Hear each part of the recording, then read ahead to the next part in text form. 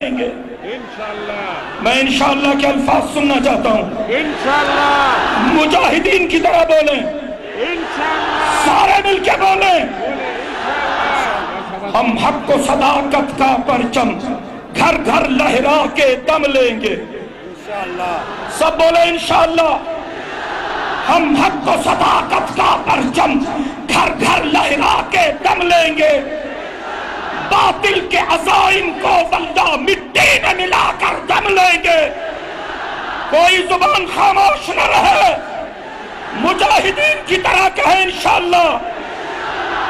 یہ امریکی دلال بھلا کیا خاک ڈرائیں گے ہم کو. ایمان و عمل کی قوت سے ہم ان کو بھگا کر دم لیں گے. ارباب حکومت سے کہہ دو یہ عزم کیا ہے ہم سب نے. جو حق کے مقابل آئے گا ہم اس کو بٹا کر دم لیں گے. سارے کہیں انشاءاللہ.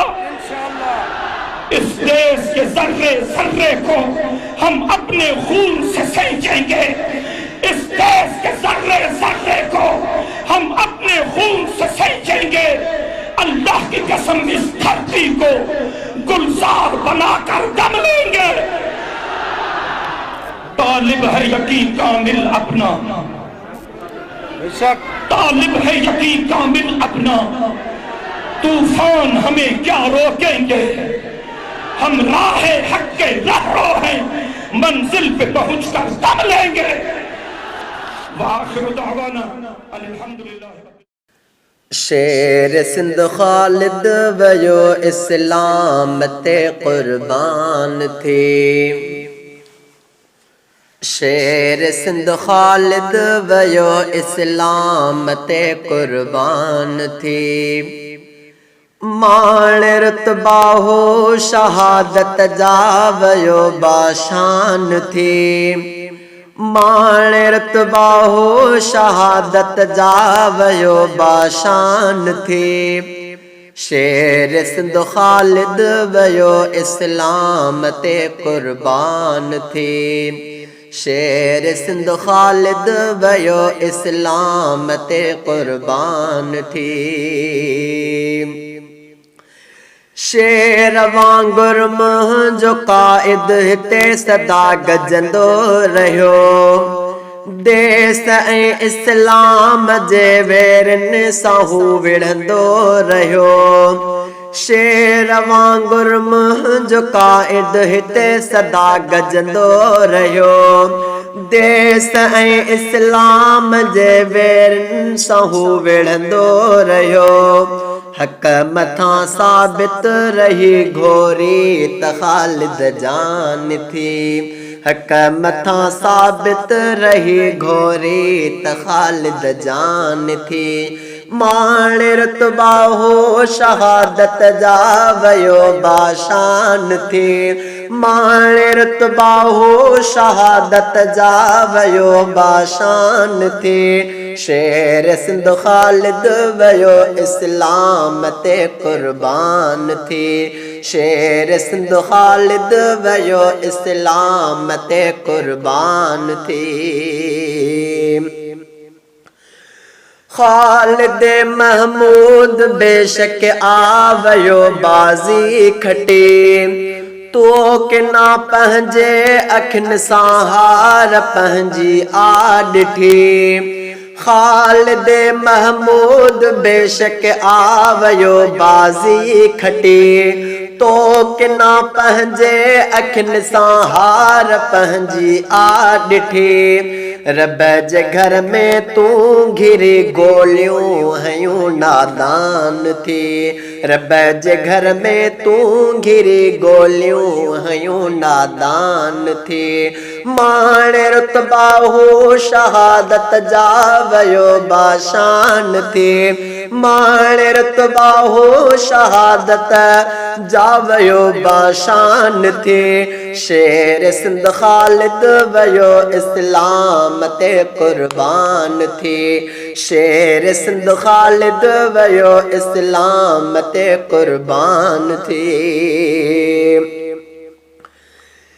याद दुनिया थी शहादत शेर मुझे जी करे शल मिले अहड़ी शहादत थो दुआ सबको घुरे याद दुनिया थी शहादत शेर मुझे जी करे शल मिले अहड़ी शहादत थो दुआ सबको घुरे साह सजदे में डई जन्नत जो व्यो मेहमान थी साह सजदे में डई जन्नत जो व्यो मेहमान थी मान रुतबाहू शहादत जावयो बाशान थी मान रुतबाहू शहादत जावयो बाशान थी शेर सिंध खालिद वयो इस्लाम ते कुर्बान थी शेर सिंध खालिद वयो इस्लाम ते कुर्बान थी